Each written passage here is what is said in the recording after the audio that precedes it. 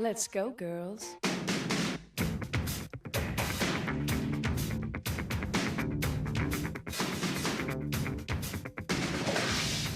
It was as much a part of the Wild West as the pioneers, but as the West became civilized, prostitution was outlawed, except in Nevada. The saying is, the sex is like a joke. Some get it, some don't. The ones that don't come here.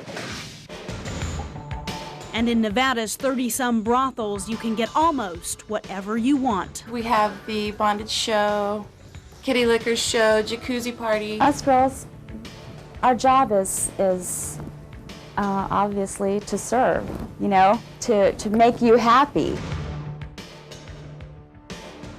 The job of selling sex is big business in Nevada. Prostitution is legal in 12 counties.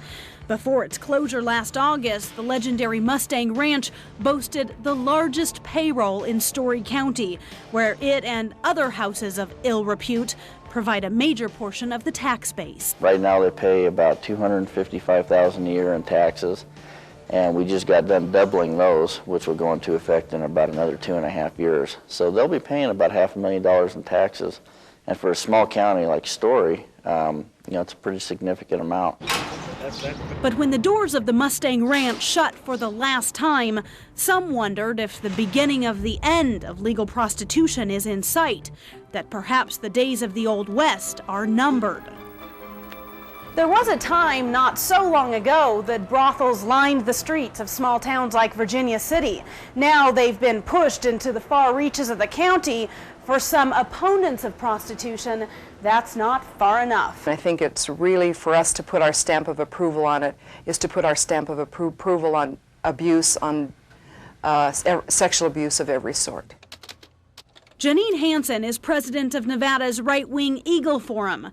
She says legal prostitution is contributing to the moral decay of our country and keeping legitimate business out of Nevada. I think it's a real economic deterrent for many companies. We've been trying to diversify in the state of Nevada for some time, and I think this is a real big hindrance. If they outlaw prostitution in Nevada, then they can just plan on having the girls on the streets, in the massage parlors, and the escort services. It's very simple. This is Dennis Hoff. He owns and operates the Moonlight Bunny Ranch near Carson City and makes $1 million a year on the backs of 200 women. Then we have Betty, Roxanne, Sarah. This is Terry Weigel, our featured porn star.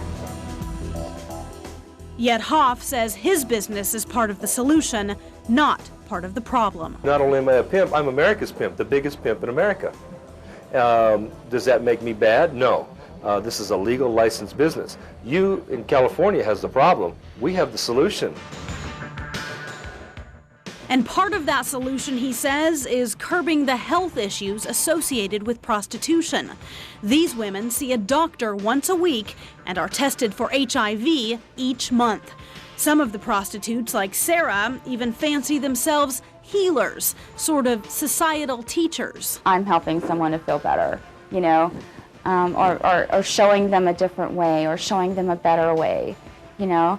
I mean, it's simple as putting a condom on.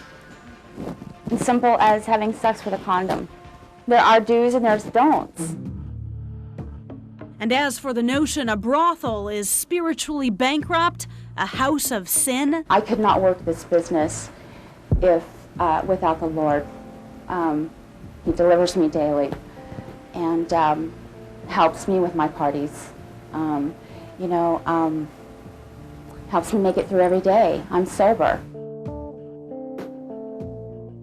But as is the case with many prostitutes, it is in part the emotional price of prostitution that drove Sarah to drink in the first place. Most prostitutes have been sexually abused and are victims of sexual abuse from the time they're very young women, about 86% of them. So what prostitution does is actually perpetuate every sort of sexual abuse and give it society's sanction. Yeah, if they weren't bringing any money, they wouldn't be around. Despite a general feeling in the state legislature that the brothels are a black eye for Nevada, there is no imminent closure in sight, only perhaps growing disdain for their existence. But the women who work here, who perhaps sell their souls along with their bodies, say they make a good living, and we should keep our judgments to ourselves. As people and in our society, I don't care how old we are, what generation it is, if we would just step back for a minute and get out of judgment. I mean, what right do I have to judge you for thinking what you think or wearing what you wear? I am not a judge. There's only one judge, and that's the Lord. Near Carson City, Nevada, Christy Paulus, Fox 40 News.